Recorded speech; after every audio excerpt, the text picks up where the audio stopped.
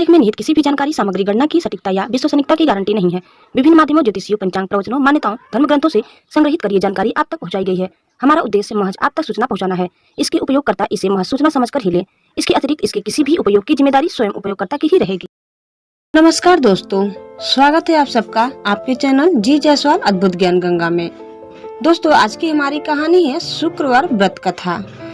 आइए हम जानते हैं इस कहानी के बारे में।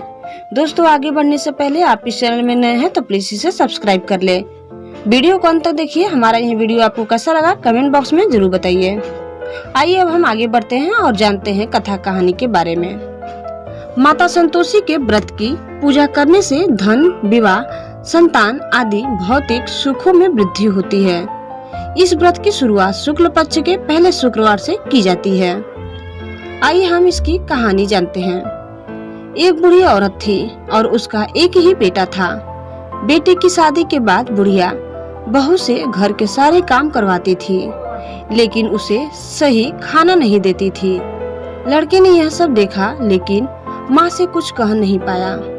बहुत सोच विचार के बाद एक दिन लड़के ने माँ से कहा, माँ, मैं विदेश जा रहा हूँ। माँ ने बेटे को जाने का आदेश दिया। इसके बाद वह अपनी पत्नी के पास गया और बोला, मैं विदेश जा रहा हूँ, कोई निशानी दो। इतना कहकर वह पति के चरणों में गिर पड़ी और रोने लगी। इसने गोबर से लथपथ हाथों से पति के जूतों पर छाप छोड़ी। बेटे की मौत के बाद सास ससुर के अत्याचार और बढ़ गए। एक दिन बहू उदास होकर मंदिर गई। वहाँ कई महिलाएं पूजा कर रही थी। उन्होंने महिलाओं से व्रत के बारे में पूछा तो उन्होंने कहा कि हम संतोषी माता का व्रत कर रहे हैं। महिलाओं ने बताया कि यह सभी प्रकार के कष्टों का नाश करती है। महिलाओं ने बताया कि शुक्रवार के दिन स्नान करके एक बर्तन में शुद्ध जल ले, गुड़ और चने का प्रसाद ले और सच्चे मन से माँ की पूजा करें। खटास भूलकर भी न खाएं और न ही किसी को दें। एक बार भोजन करने के बाद व्रत की रस्में सुनकर अब वह हर शुक्रवार को संयम से व्रत रखने लगी। कुछ दिन बाद माँ की कृपा से पति का पत्र आया। कुछ दिनों बाद धन भी आ गया। उसने प्रसन्न मन से फिर से उपवास किया और मंदिर में जाकर अन्य महिलाओं से कहा, माता संतोषी की कृपा से हमें पति का पत्र और पैसा मिला है। अन्य सभी महिलाओं ने भी श्रद्धा के साथ उपवास करना शुरू कर दिया। बहू बोली, हे माँ, जब मेरे पति घर आएंगे तो मैं आपके व्रत का उद्यापन करूंगी। अब एक रात संतोषी माँ ने अपने पति को एक सपना दिया और कहा कि तुम अपने घर क्यों नहीं जाती।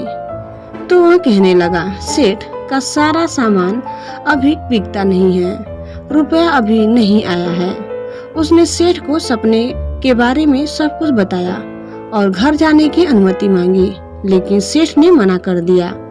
माता की कृपा से अनेक व्यापारी आए, सोना चांदी तथा अन्य वस्तुएं खरीद कर ले गए। कर्जदारों ने भी पैसे लौटा दिए। अब साहूकार ने उन्हें घर जाने की इजाजत दे दी है। घर आने के बाद बेटे ने अपनी माँ और पत्नी को खूब पैसे दिए। पत्नी ने कहा कि मुझे संतोषी माता के व्रत का उद्यापन करना है। उसने सभी को आमंत्रित किया और उद्यापन की सारी तैयारी की। एक पड़ोसी महिला उसे खुश देखकर ईर्ष्या करने लगी। उन्होंने अपने बच्चों को सिखाया कि आप भोजन के दौरान खट्टा अवश्य मांगे। उद्यापन के समय भोजन करते समय बच्चों में खटास आ गई तो बहू ने पैसे देकर उनका मनोरंजन किया। बच्चे दुकान से इमली और खट्टी मलाई खाने लगे तो माँ को बहू पर गुस्सा आ गया। राजा के दूत उसके पति को ले जाने लगे तो किसी ने बताया कि बच्चों ने उद्यान के पैसे की इमली खाई है। तो बहू ने फिर व्रत रखने का संकल्प लिया।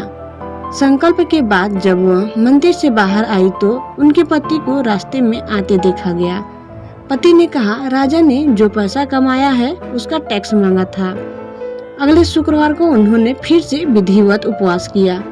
इससे संतोषी माँ प्रसन्न हुई। 9 महीने के बाद उन्हें चंद्रमा और सुंदर जैसा पुत्र प्राप्त हुआ। अब सास, बहू और बेटा माँ की कृपा से खुशी खुशी रहने लगे।